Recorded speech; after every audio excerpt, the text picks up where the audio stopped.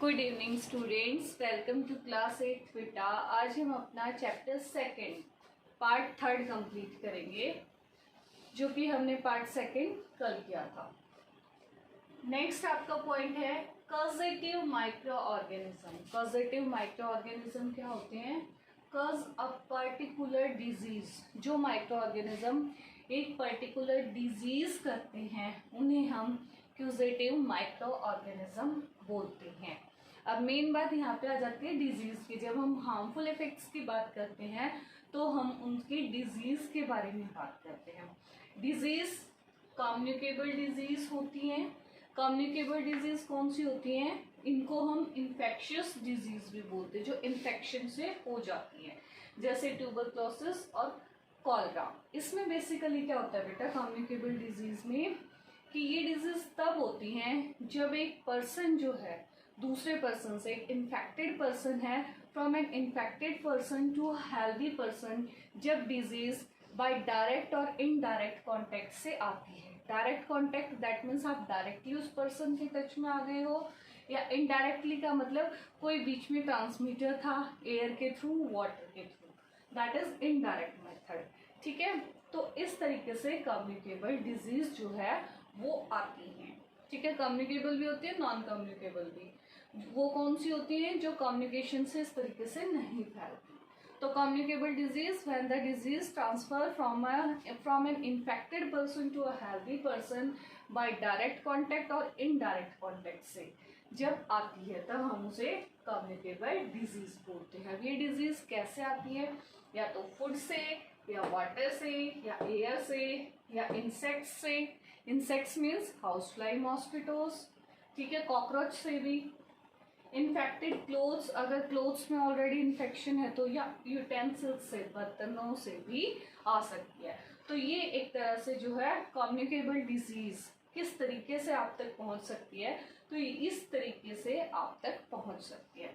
Next, mode of transmission. Transmission के तरीके क्या है? अगेन मैंने कम्युनिकेबल डिजीज जब मैं बता रही थी उसी टाइम पे मैंने आपको बताया था कि दो तरीके होते हैं, एक तो डायरेक्ट और एक इनडायरेक्ट। ठीक है, डायरेक्ट जो हम डायरेक्टली किसी पर्सन के कांटेक्ट में आ जाते हैं। कांटेक्ट का मतलब आप किसी के साथ बैठे हुए हो, ठीक है, उसके स्किन से कांटेक्ट हो गया, उसके म्यूकस से कांटेक्ट हो गया, या म्यूकस का स्किन से कांटेक्ट हो गया, तो वो कांटेक्ट डिजीज होता है। जैसे चेचक वगैरह निकल जाते हैं तो उसमें क्या होता है, छोटे छोटे जो है वो हो जाते हैं पिंपल्स से, तो उससे म्यूकस जो निकलता है ना, वो म्यूकस भी अगर हल्का सा टच हो जाएगा तो उसकी वजह से भी क्या हो जाएगा, आप उसके अगर कांटेक्ट में आ जाओगे तो आपको भी वो डिजीज हो जाएगी। इसके एग्जाम्पल है लेप्रोसी। इसके अलावा आई इन्फेक्शन जो होते हैं, आईज इन्फेक्शन भी ऐसे ही हो जाते हैं डायरेक्ट कॉन्टेक्ट से। Next is droplet infection. Droplet infection that means कोई पर्सन था, वहां पे उसने छींका, स्नीज किया, कफ किया, खांसी की, तो उसके साथ साथ क्या आते हैं, कुछ ड्रॉपलेट्स भी बाहर आ जाती हैं। तो जब हम उस ड्रॉपलेट्स को, जब हम सांस लेते हैं वो वाली ड्रॉपलेट्स हेल्दी पर्सन के अंदर भी आ जाती हैं, तो तब भी हम, that is also direct contact. ठीक है, तो उससे भी हमें क्या हो जाता है, इस तरीके से डिजीज हो जाती है। मान लो हम एक पर्सन के साथ बैठे हैं, बोला जाता है ना जब खांसी या छींक आए तो हमें अपने हाथ नोज पे हैंड कर्चीफ रखना चाहिए। क्यों? ताकि वो ड्रॉपलेट्स साथ वाले के पास ना पहुंचे। ठीक है, नेक्स्ट है यूजिंग इन्फेक्टेड नीडल। इन्फेक्टेड सुई लगाने से।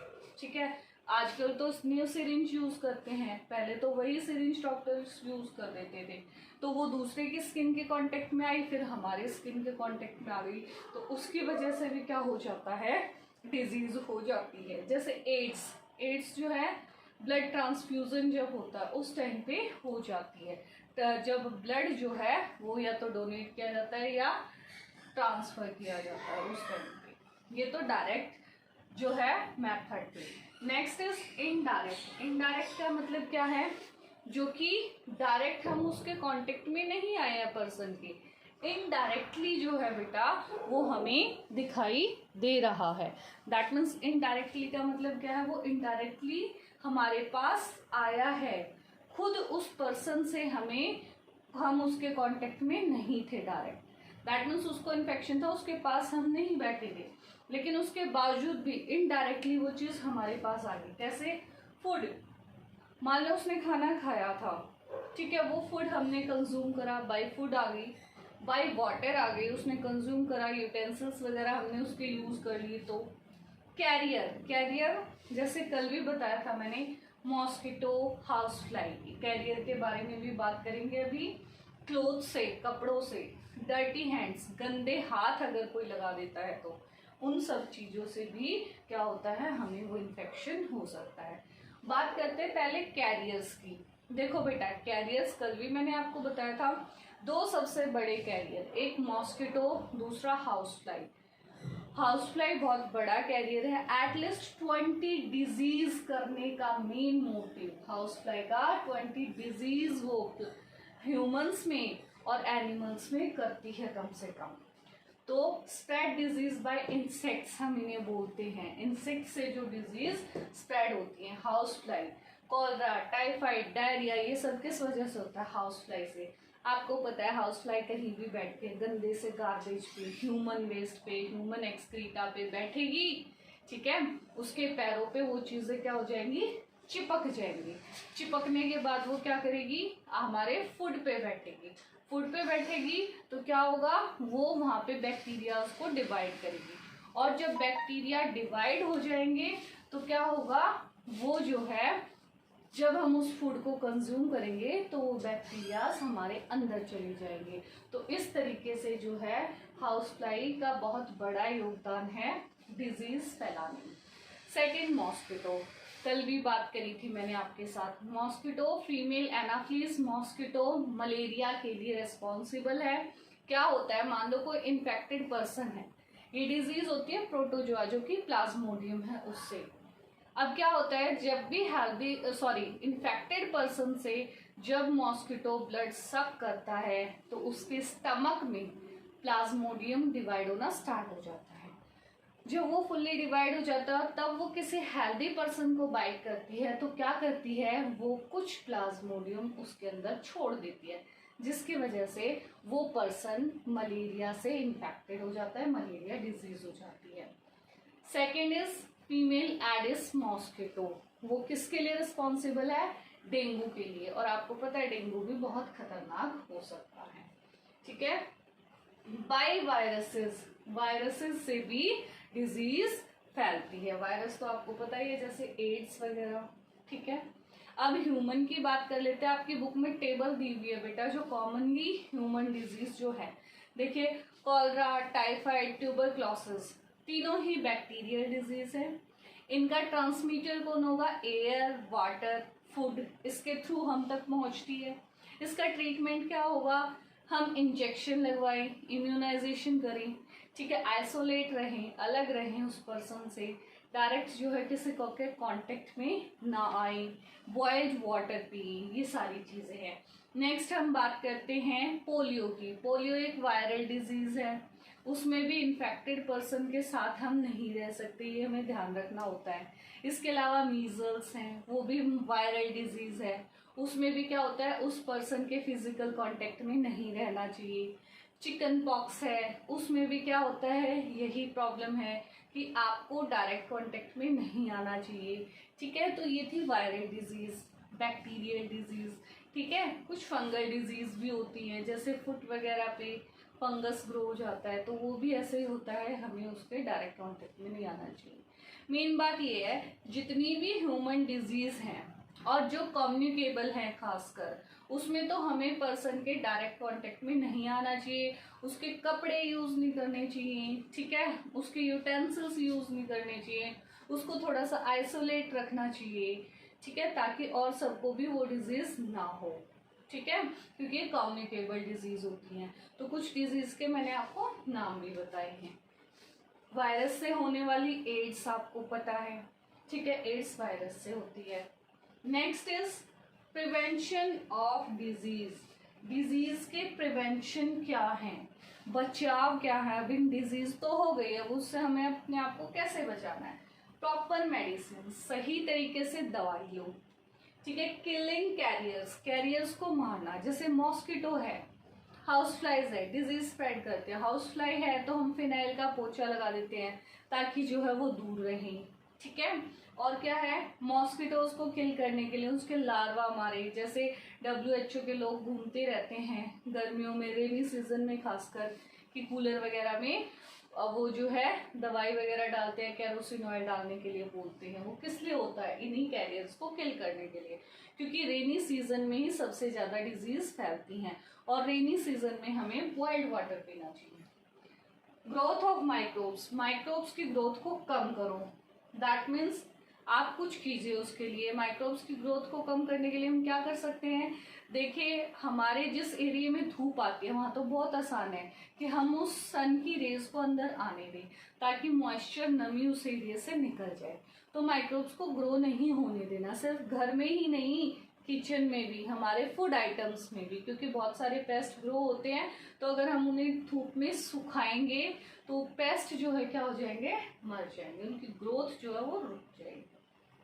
फूड फ्रॉम कंटेमिनेशन, ठीक है, कंटेमिनेंट हो गया दैट मीन्स खराब हो गया जो भोजन, उसको आपको कंज्यूम नहीं करना है, जो स्पॉइल हो गया, खराब हो गया। तो ये तो मेन चीज थी जो आप प्रिवेंशन के लिए यूज करोगे।